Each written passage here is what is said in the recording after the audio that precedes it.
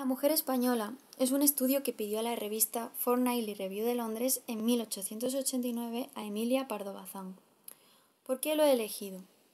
Primero, a pesar de que es el siglo XIX, sigue de plena actualidad. Todo lo que dice se podría haber escrito ayer mismo. Segundo, porque nos demuestra a la perfección cómo la feminidad es una construcción del hombre. Tercera, la tercera os la digo más adelante. Bueno, ¿de qué va el artículo? La escritora menciona los aspectos que ella considera que definen a la mujer española: su religiosidad, la educación que haya recibido, la clase social y la provincia a la que pertenece. De este modo, Pardo Bazán habla de todos los tipos de españolas que ella considera que existen, pero hay una semejanza en todas. ¿Sabéis cuál es? Así es la subordinación al varón. Pardo Bazán va a demostrarnos que el comportamiento de la mujer religiosa, de la mujer pobre, de la mujer aristócrata, etc., es así por orden del varón.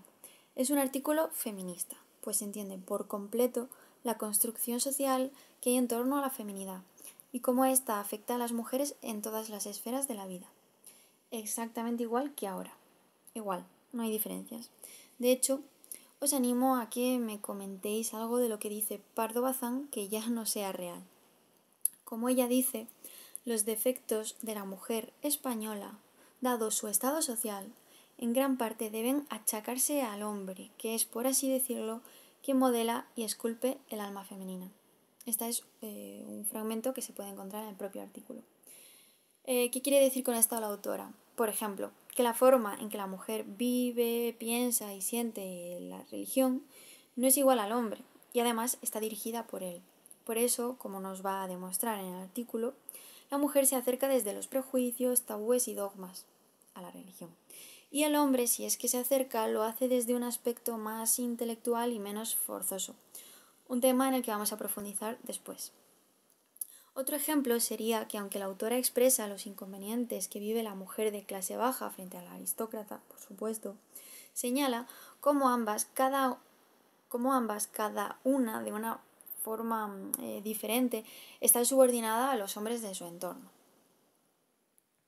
Por lo que he podido leer hasta ahora de Pardo Bazán, que son 3 novelas y una serie de artículos recogidos en el libro que encabeza en la portada Algo de feminismo y otros escritos combativos, que es un libro introducido y recopilado por Marisa Sotelo Vázquez y del que he sacado este artículo. Pues bueno, según lo que he podido leer de Pardo Bazán hasta la fecha, este es uno de los escritos en los que más ensalza a la mujer y que a la vez, como curiosidad, es menos sororo, es decir, en la que podríamos considerar que hay menos hermandad entre mujeres. Y esto es lo tercero que quería comentar. Pero antes, ¿por qué digo que ensalza a la mujer y no digo exactamente feminista? Bueno, Pardo Bazán, aunque se consideraba a sí misma radical feminista, tiene algunas diferencias inevitables por su época con el feminismo radical actual. Por cierto, y para aclarar, radical viene de raíz. Bien, pues esas diferencias o algunas de ellas es que Pardo Bazán aún tiene dudas sobre el carácter innato del hombre y la mujer. Algo así le ocurría, por ejemplo, también a Concepción Arenal, que creía que la mujer era más ética, más dulce que el hombre, más comprensiva, empática, etc., de una forma natural o biológica respecto al hombre.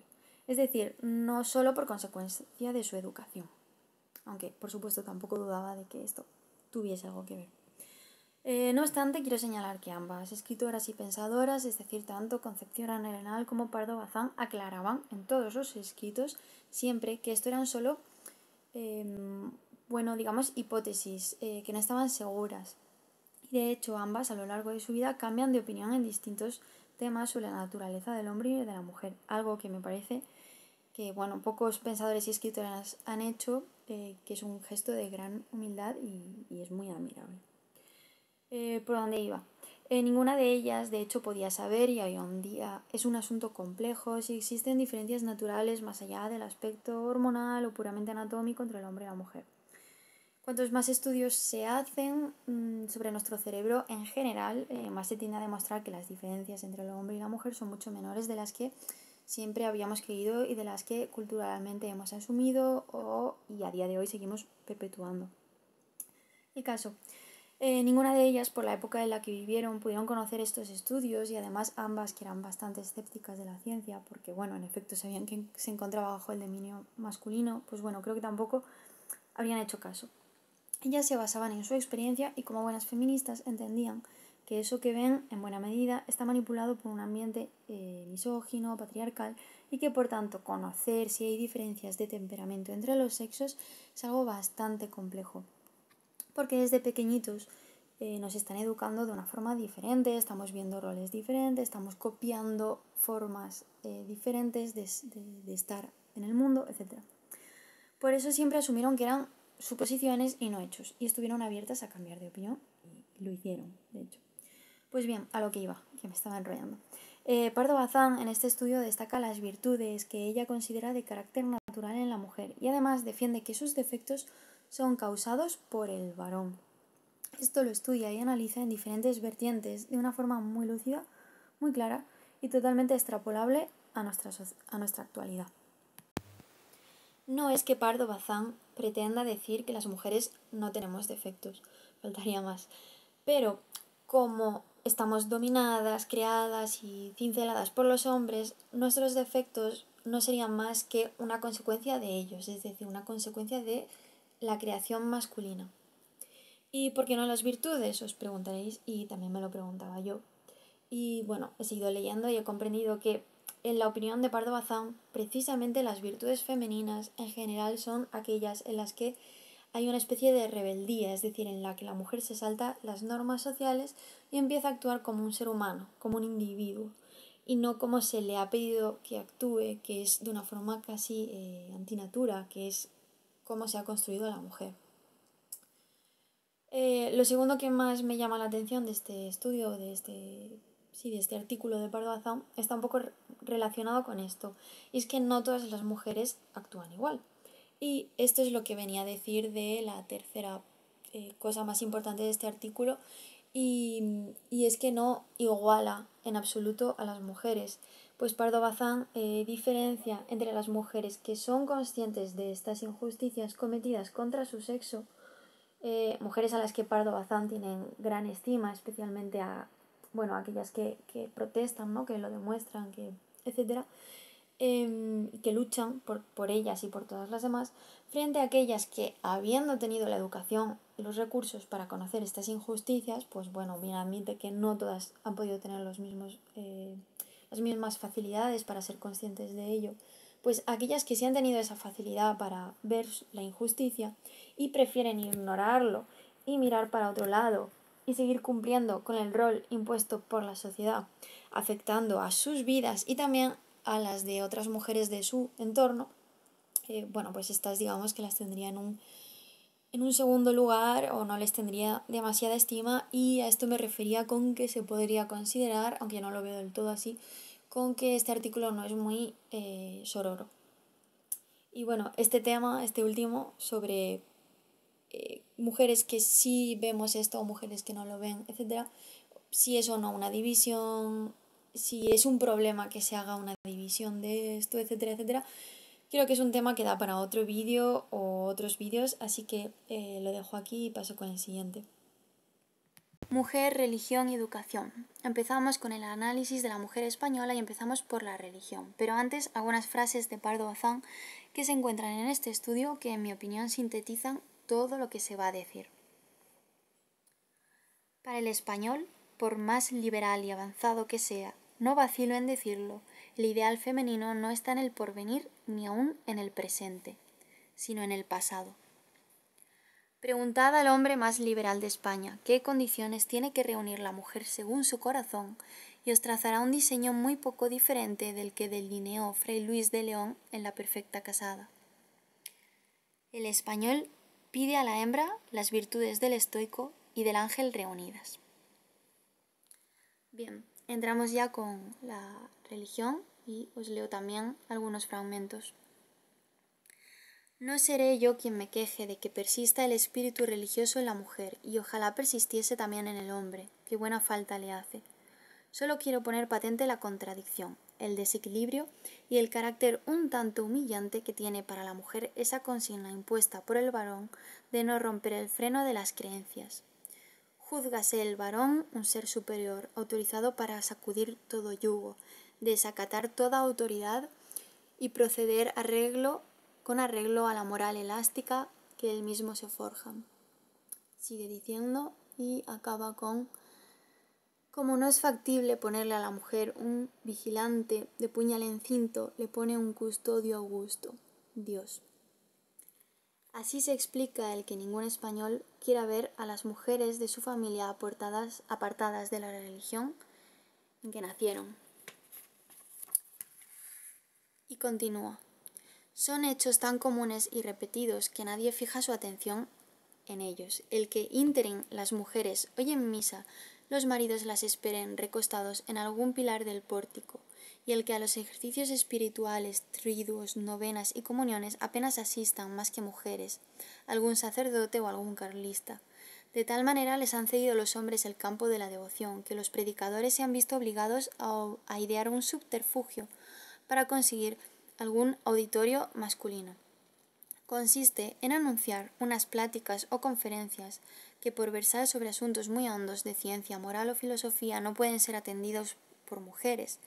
Lisonjeada así la vanidad varonil en su punto más cosquilloso, que es el exclusivismo intelectual, la Iglesia se llena, y aunque regularmente las conferencias no rebasan de un límite vulgar inferior a cualquier artículo de revista, con la golosina de ser para hombres solos, consiguen éxito y público. Es decir, Pardo Bazán en absoluto considera negativo que las mujeres sean creyentes, de hecho lo considera natural en el ser humano. Ella era creyente además. Sin embargo, manifiesta que la forma en que la mujer se acerca a la religión es totalmente impuesta y que es un mecanismo o una herramienta de los varones para controlar a la mujer y que a su vez los beneficia a ellos. Y este asunto de la religión se entremezcla para mí con la educación o la cultura, que entonces y también ahora se desea para las mujeres. Y es que un hombre muy culto, apasionado por el conocimiento de la materia, que le estime y con un ferviente deseo de aprender, jamás es visto como menos atractivo. Al contrario, si lo pensamos, para muchas mujeres esto puede ser un aliciente, como a mí me resulta lógico. Sin embargo, cuando las mujeres somos apasionadas de un conocimiento específico, somos muy curiosas, en general parece que perdemos cierto encanto o feminidad. No digo que perdamos valor como seres humanos, pero sí como mujeres. La feminidad y el conocimiento, de hecho, están bastante reñidos. Que quede claro que cuando hablo de feminidad, obviamente hablo precisamente de una imposición y no de algo que en la mujer salga de forma natural. Es decir, cuando hablo de feminidad, hablo de una construcción que se ha ido forjando a lo largo de siglos y de milenios y no de lo que es ser mujer, biológicamente mujer. Lo que consideramos femenino, de hecho si lo pensamos, es siempre pasivo, tranquilo, receptor, y la búsqueda del conocimiento es lógicamente activa, es visceral y además es rara, porque obviamente la masa no ama el conocimiento, tiene que ser una élite o un porcentaje más pequeño de población. Y que una mujer destaque, es decir, que no sea masa, que no cumpla con el rol ordinario de la mujer, lo solemos ver también como poco femenino.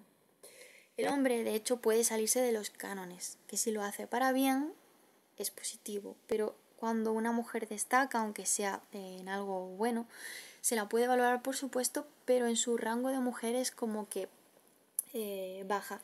Y de hecho, Pardo Bazán lo explica también para mí muy bien en este artículo. Dice así: este sistema educativo, donde predominan las medias tintas y donde se evita como un sacrilegio el ahondar y el consolidar, da el resultado inevitable, limita a la mujer, la estrecha y reduce, haciéndola más pequeña aún que el tamaño natural y manteniéndola en perpetua infancia. Y esto ocurre también en el terreno religioso. Por ejemplo, pensemos, aún a día de hoy en familias más o menos conservadoras o creyentes, que la mujer sea atea se ve como algo negativo, más negativo que lo sea un hombre de su misma familia. Pero lo mismo ocurre si es muy creyente y dedica su vida, por ejemplo, al estudio de la religión. Será vista como más rara que un hombre, será como algo menos deseable que si un hombre de su familia le diera por ahí. porque al hombre se le permite con más facilidad ser extraño o ser raro sin que se le juzgue de forma muy negativa. Se le va a juzgar quizá de forma negativa, pero a la vez también positiva. En cambio, a la mujer siempre va a ser algo un poco más negativo, o que se la va a ver, como he dicho antes, como menos mujer. Lo que a mi modo de ver es precisamente una trampa. Nos imponen una dicotomía y tenemos que elegir entre ser atractivas o ser mujeres, o ser apasionadas en aquello que creemos y nos importa. Y para mí creo que el gran ejemplo de esto es el feminismo. No hay nada menos femenino para la sociedad que una mujer que se valora, un grupo de mujeres que se valoran, que se defienden, que critican lo que les ocurre, que quieren ocupar el espacio que merecen, etcétera, etcétera. Y respecto a esto, Pardo Bazán también tiene algo que decir.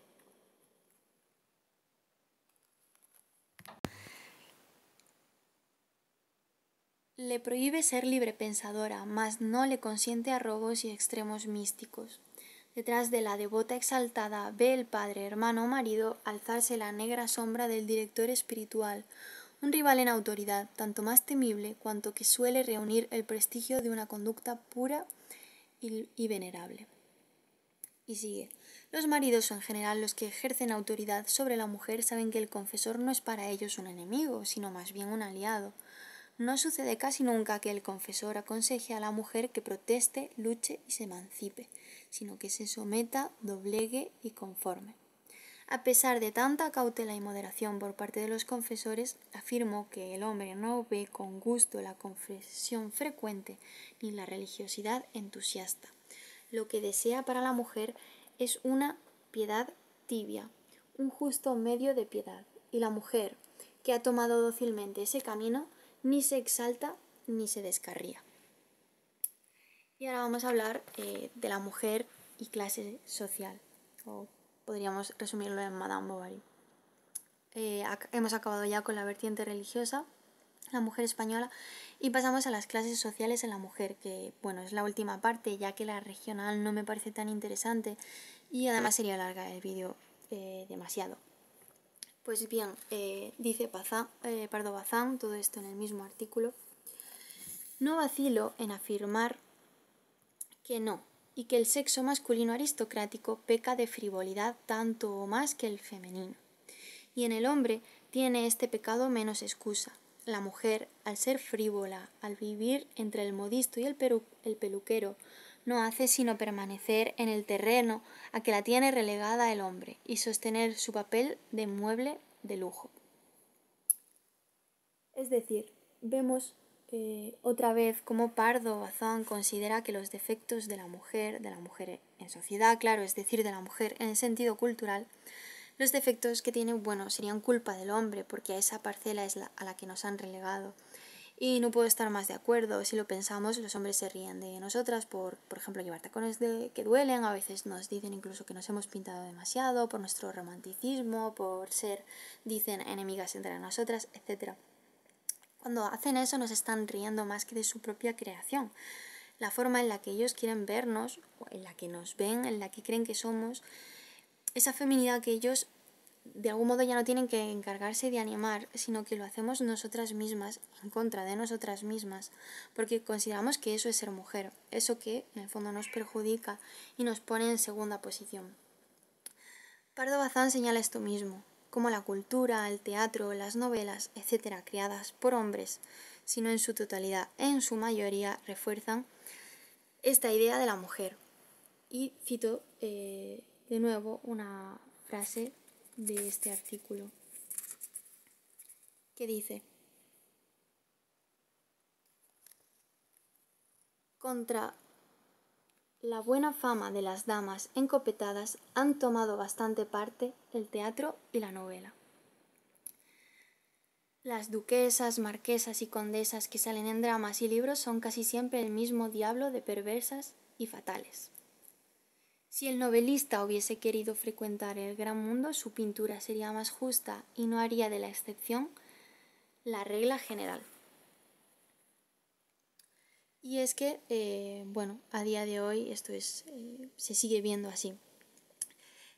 Por último, respecto a las clases sociales, Pardo Bazán también lamenta lo que le ocurre a sobre todo a la mujer burguesa, que ella es la que, bueno, de alguna forma valora menos, valora más a la mujer de clase baja y a la mujer aristócrata. Y dice así: contadas son las profesiones que la mujer está autorizada para desempeñar en España, pero más contadas aún las mujeres de la clase media que se resuelven a ejercerla.